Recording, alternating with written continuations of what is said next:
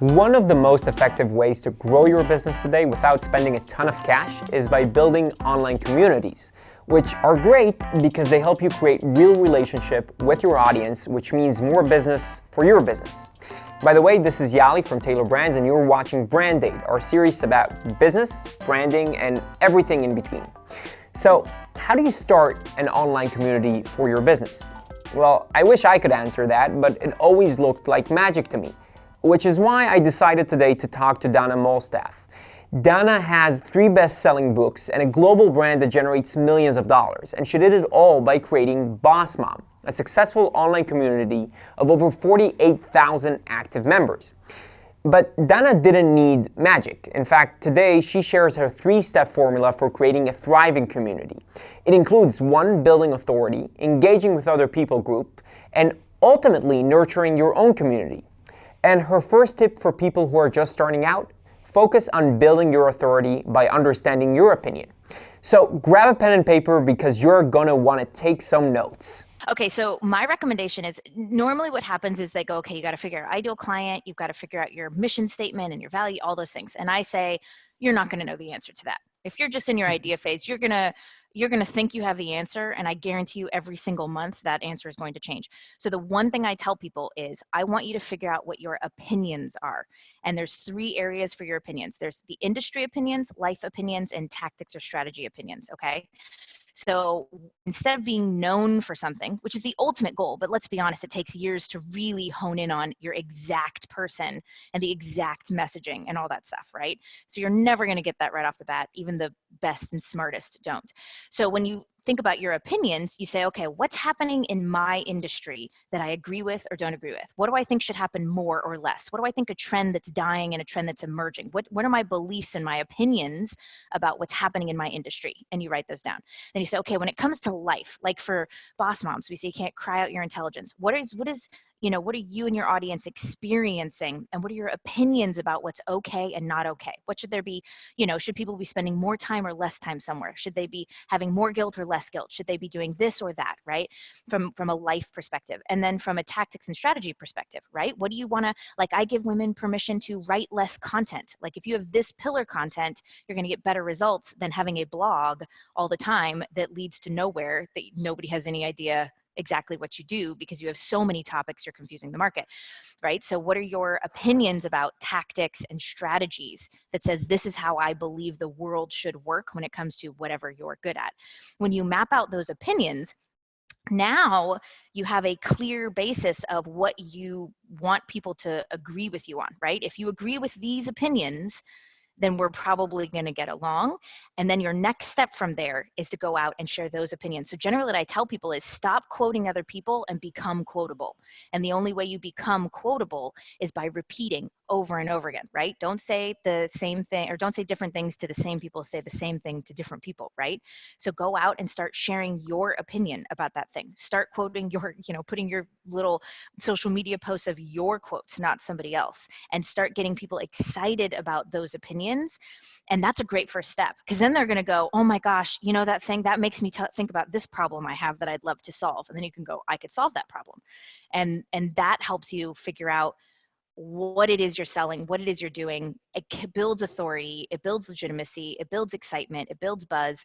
It helps you figure things out, like all while you're just in the process of building what you want to build. What Dana is basically doing is challenging us to first understand who we are and what we believe in before we even start thinking about the clients we want to have or the products that we want to sell. But having opinions isn't enough. The next step is really for people to know your opinions and think of you as an expert in your space.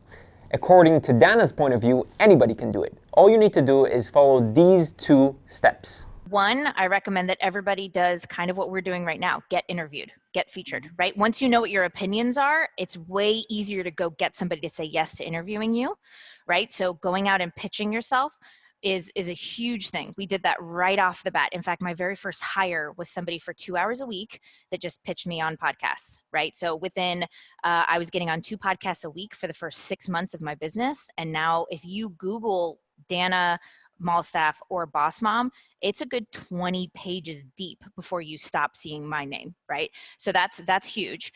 The other one is Facebook groups, which, I'm a big believer in, and we tell people to do what we call a buzz plan. So we say you formulate questions that is market research that you go and you ask the audience. So you say, hey, I'm working on a training that teaches you how to create an opt-in. Like that's something that we were working on.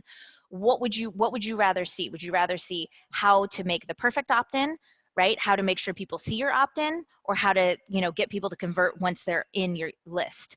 And so what we got was a ton of votes that said, we'd want to know what the perfect opt-in is. So we listened to that. But what it also did is it got a bunch of people that said, okay, Dana knows how to make opt-ins. Like that's something she's good at. And so what we do is you start to seed what you're good at by the questions you ask. And what naturally happens is those people reach out and go, okay, so do you help with opt-ins? How do I get this training? How do I do this thing?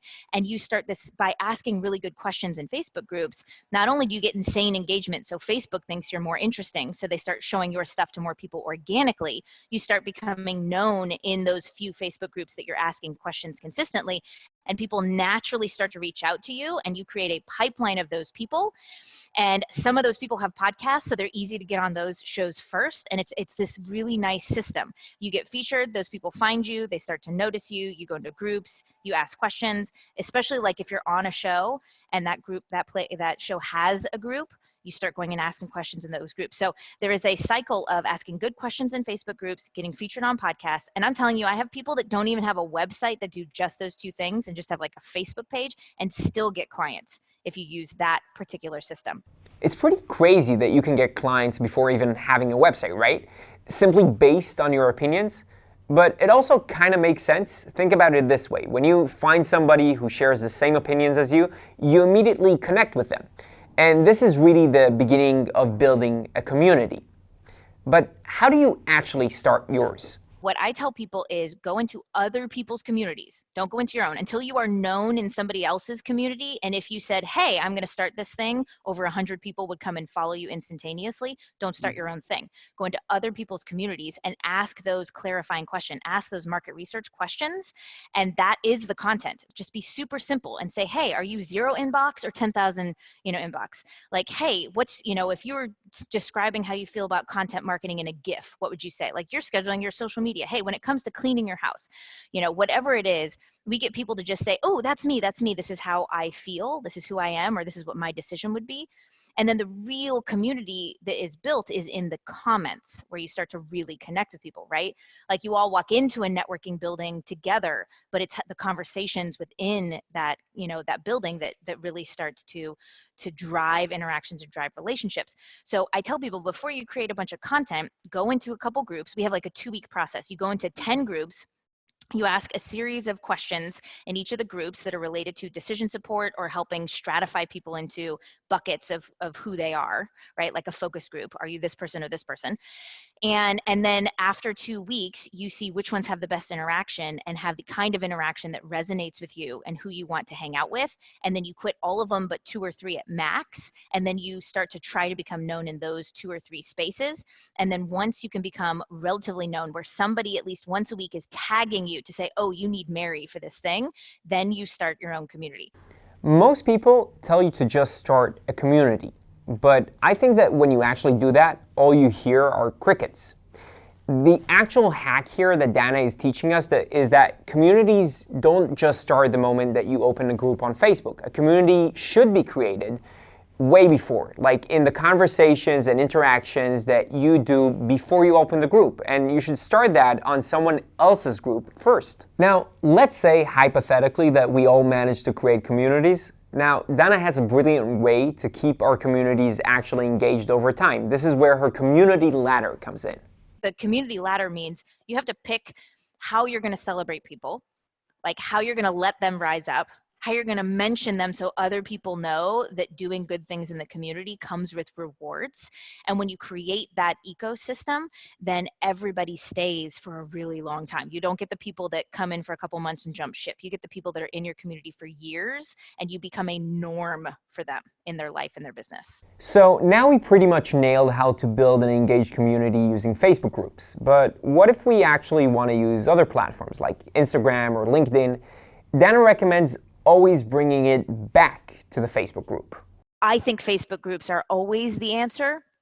because at some point people want to be able to connect, and you don't want to have to be the one to always connect them, right? I do think that one of the unique things that Facebook groups do that no other platform or space does, or does well, is create a space where you don't have to be the one driving content or ideas. So in Instagram, you have to be DMing people, you have to be doing stories, you have to be posting. On LinkedIn, same thing. On your Facebook page, same thing. But in a group, my group can be, I can be sick for a week and my group can be completely active, and the algorithm still works in my favor, and it's showing it to more people and recommending it to more people, and I didn't have to do the work. So if you want to work less over time, then Facebook groups is where we should ultimately want to have people.